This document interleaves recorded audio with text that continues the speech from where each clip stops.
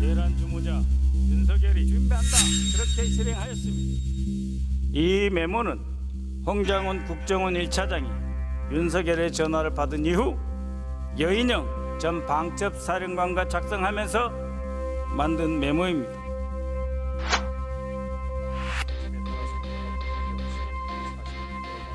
서서 제 포켓에 있던 메모지에다 막 적었었습니다. 아까도 이거 알아보기 어려울 만한 것 같아서 제가 보좌관을 불러서 야 이거 좀 정서해봐라 라고 해서 적었는데 저희 보좌관의 글씨고 요 밑에 막 흘려 써 있는 글씨체가 제 글씨체입니다.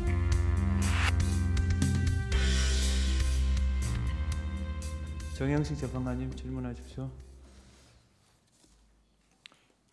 증인 여인영 사령관하고 23시 6분경에 이제 마지막 통화한 거 그거 여쭤보는 겁니다. 예. 그때 이제 하여튼 뭐 이런저런 얘기가 있다가 도와준다고 하면서 도와달라고 하면서 체포조가 나가 있는데 소재 파악이 안 됩니다. 명단 불러드릴게요. 이렇게 얘기하면서 명단을 불렀다는 거죠. 그렇습니다. 그러니까 그 말은 그 명단이란 거는 체포할 사람이라는 뜻으로 받아들였어요. 예, 저는 그렇게 이해했습니다.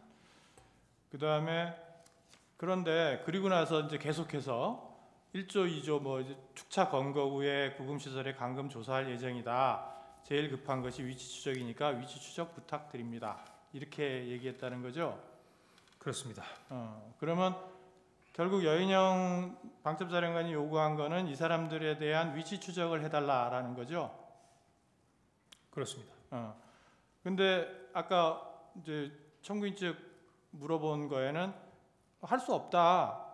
그 위치 추적을 할 수 없다. 이런 식으로 답변을 하셨는데 이게 이제 법적으로 안 된다는 뜻입니까? 아니면 기술적으로 안 된다는 뜻입니까? 아니면 법적으로 안 된다는 뜻입니다. 기술적으로는 가능합니까? 만약에 법적으로 허가를 받고 해야 된다고 하면 할 수 있을 것 같습니다. 국정원에서 독자적으로 할 수 있다는 겁니까? 지금 예전에 국정원이 단독으로 하는 것보다는 저희들이 그 협력센터를 많이 만들어 놓고 있습니다.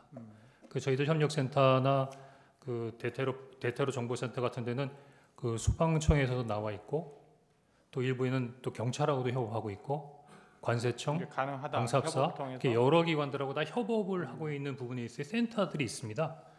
국정원이 꼭 하지 않더라도 뭐 예를 들면 소방청이나 아니면 경찰청을 통해서 할 수 있는 부분이기 때문에 국정원이 기본적으로 할 수 없다라고 말할 수는 없고 할 수 있는 부분에 있어 여러 가지 툴은 있으나 그 하는 부분에 있어서 여러 가지 기본적인 룰이 있다 이렇게 설명드리는 것이 맞을 것 같습니다.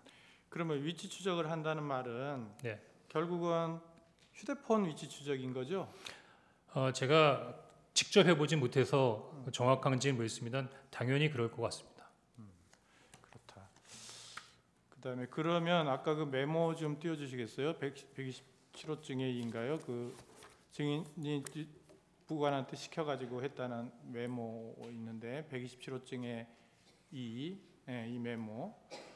이 메모에 이제 그 아래는 1조, 2조 1조, 2조 뭐죠? 이게 뭐 축차 검거 그다음에 뭐 방첩사 구금 시설의 감금 조사.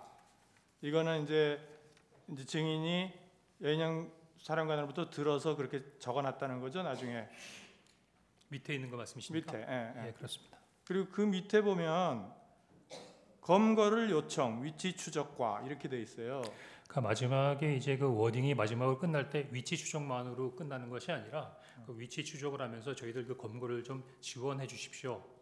검거 이런 부분에 있어서 검거를 좀 지원해 주십시오라는 검거의 요청이 있었다.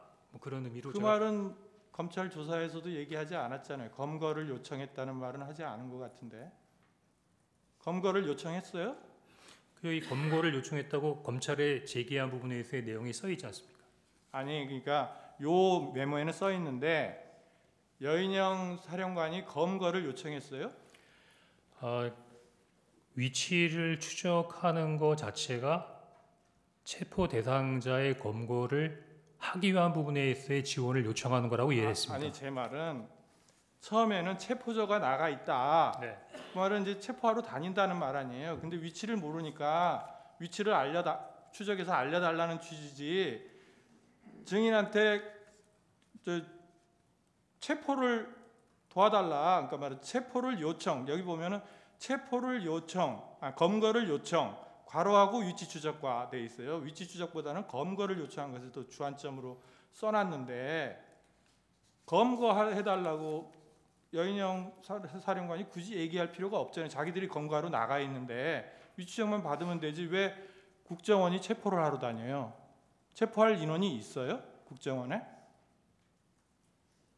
체포할 수 있는 여력이 있습니까?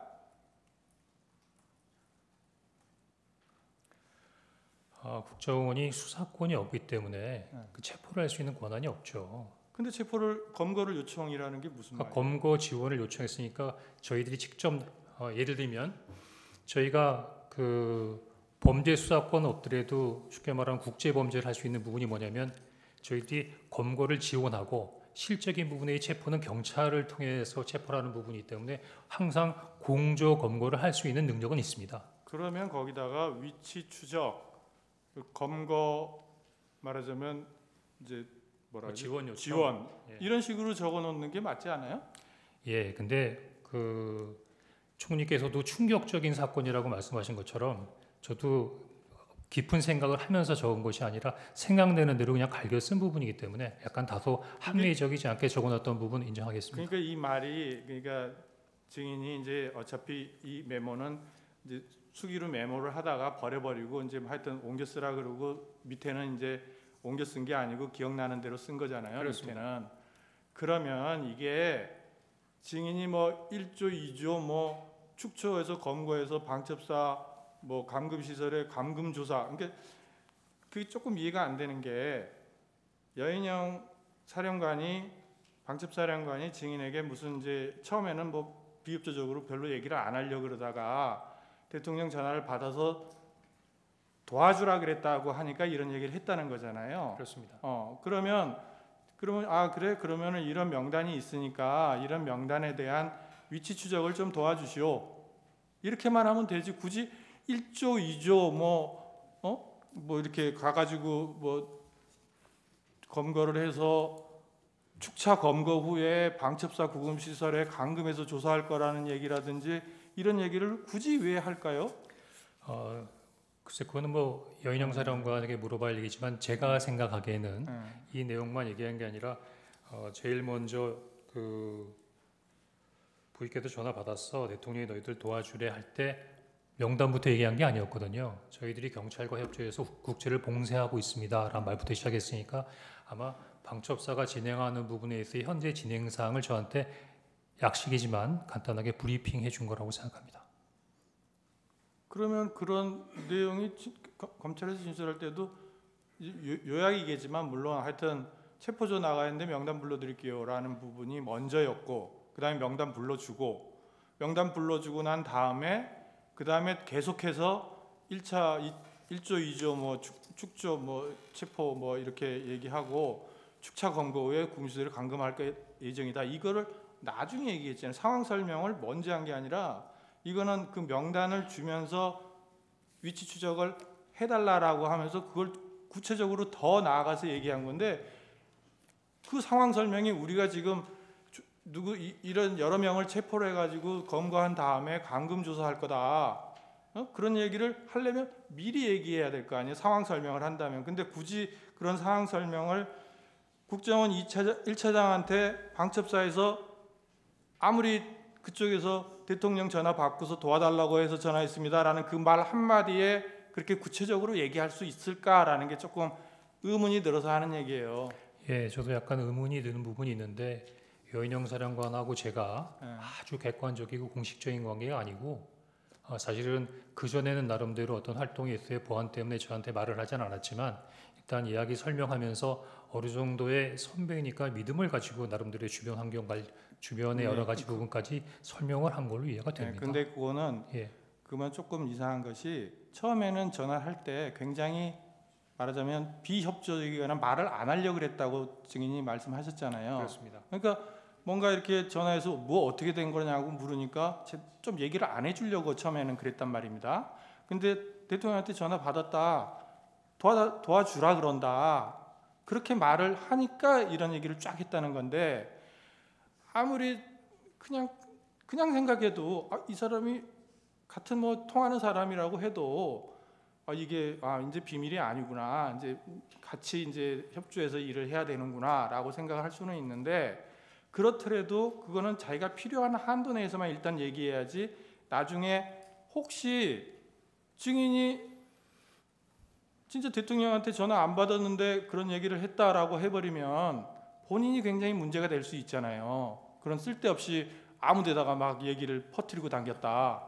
이런 얘기도 될 수 있는데 정보에 관한 방첩사령관이 정보 같은 거는 굉장히 민감하게 보존을 하는 사람이 그렇게 쉽게 얘기를 했을까라는 생각이 들어서 그게 명단을 주니까 증인이 그냥 이거 명단을 그래서 체포 뭐 그러면서 뒤에 얘기했는데 그때는 뭐 거의 막 듣기도 싫었다는 취지 아니에요. 증인은 이게 말이 되는 소리냐 해서 그럼에도 불구하고 그런 내용을 자세하게 또 여기다가 메모를 해놓은 게 좀 선뜻 좀 이해가 안 돼서 하여튼 들은 얘기가 맞다는 거죠.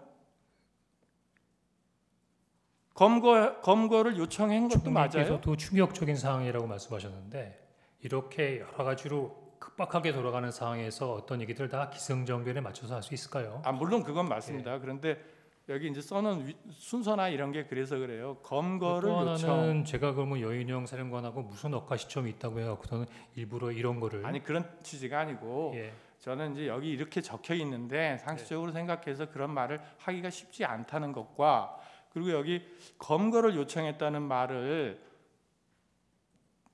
주신문사항에서도 검거 요청 얘기는 나오지는 않는데 메모에는 딱 들어가 있어요. 그래서 제가 여쭤보는 거예요.